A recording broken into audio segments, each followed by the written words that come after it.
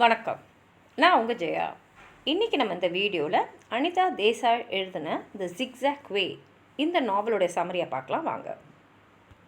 இந்த நாவல் 2004 வெளிவந்தது. இது ஒரு அமெரிக்காவில் இருக்கக்கூடிய ஒரு அகாடமிக் அண்ட் ரைட்டர். அவரோட பேர் எரிக்.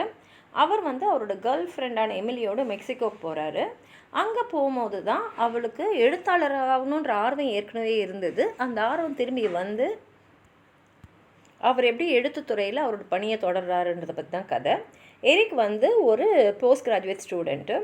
அவரும் அவருடைய கேர்ள் ஃப்ரெண்டான எமிலியும் அவங்கள அவர் எம்என் தான் கூப்பிடுவார். 2 பேரும் பாஸ்டனில் ஒரு அப்பார்ட்மெண்ட்டில் இருக்காங்க. நல்ல வசதியான ஒரு அப்பார்ட்மெண்ட் தான்.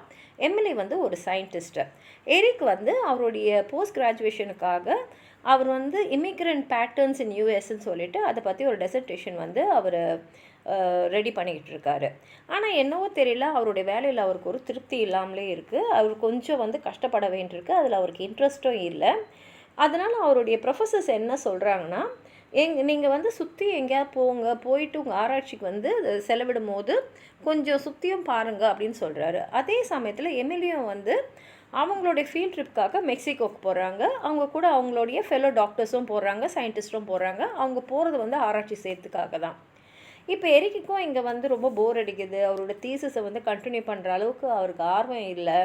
ஏதாவது நம்ம எழுத ஆரம்பிக்கலாம். அப்போ அது நமக்கு ஒரு ஃப்ரெஷ் இன்ஸ்பிரேஷனாக இருக்கும். நம்ம மைண்ட் எழுதுறதுக்கு ஒரு தூண்டுகோலாம் நம்ம எதாவது செய்யணும் அப்படின்னு நினச்சிட்டு இருக்கும் போது, சரி எமிலி மெக்சிகோ போகிறாளே, நம்ம மெக்சிகோக்கே போய் அங்கே நம்ம ஆராய்ச்சி செய்யலான்னு சொல்லிட்டு அவர் மெக்சிகோக்கு போகிறார். ஆனால் மெக்சிகோவுக்கு போயிட்ட அப்புறம் தான் சொல்கிறாங்க, இல்லை நீங்கள் எமிலியோட தங்க முடியாது. ஏன்னா அது ஆராய்ச்சி செய்கிற இடம். அந்த ஆராய்ச்சி கூடத்தில் நீங்கள் இருந்தீங்கன்னா எமிலியால் அவங்களோட வேலையை தொடர முடியாது. அதனால் நாங்கள் வெளி ஆட்களை உள்ளே விடுறதில்லைன்னு சொல்லிடுறாங்க. இப்போ எங்கே தங்குறதுன்னு தெரியாதனால சரி மெக்சிகோ சுற்றி பார்க்கலாம். அப்படி சுற்றி பார்க்கும் போதும் நம்ம எழுதணும்னு நினைக்கிறோம் இல்லையா, அந்த கதைக்கு ஏதாவது களம் அமையுதா அப்படின்றதும் பார்க்கலான்னு நினைப்போட இவர் சுற்றி பார்க்குறாரு.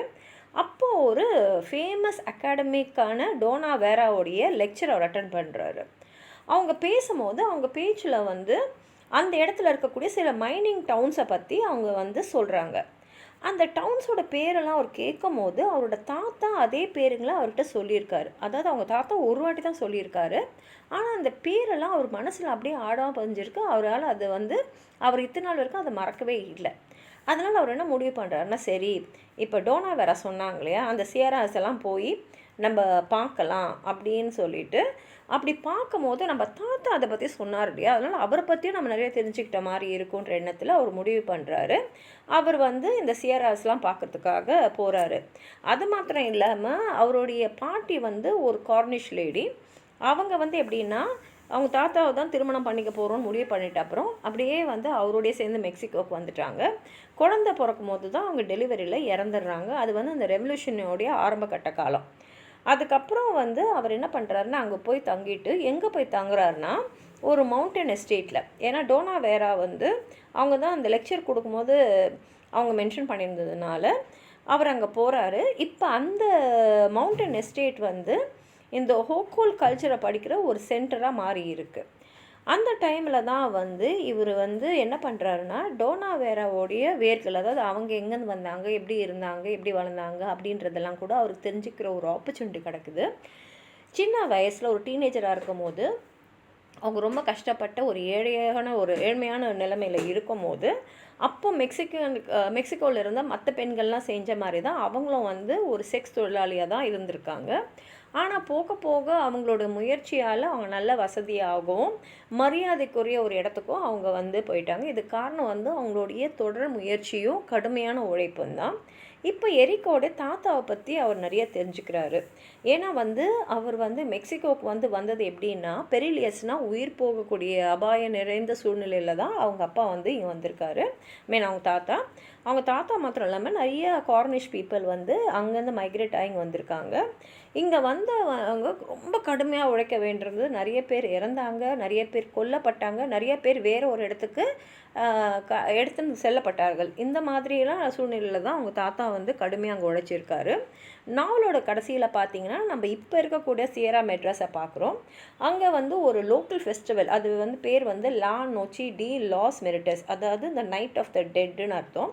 அந்த செரிமனிக்கு அவர் போகிறாரு. அங்கே போகும்போது அவர் நிறைய ஆத்மாக்களை வந்து பார்க்குறாரு, ஸ்பிரிட்ஸை வந்து பார்க்குறாரு கடந்த காலத்துலேருந்து. அந்த ஸ்பிரிட்ஸ் வந்து எதிர்காலத்தில் அவர் என்னவா இருப்பார்ன்றதை அவருக்கு காட்டுறாங்க. அதாவது வந்து எப்படின்னா, இது ஜிக்ஸாக் வே அப்படின்றது கதை வந்து கொஞ்சம் அப்படி பாஸ்ட்டு ப்ரெசண்ட்டு அப்படி இப்படிலாம் போனாலும் மெயினாக என்ன சொல்ல வருதுன்னா, எல்லாருமே அவங்களோட மூதாதையர்களுடைய வாழ்க்கையை தெரிஞ்சுக்கணும்.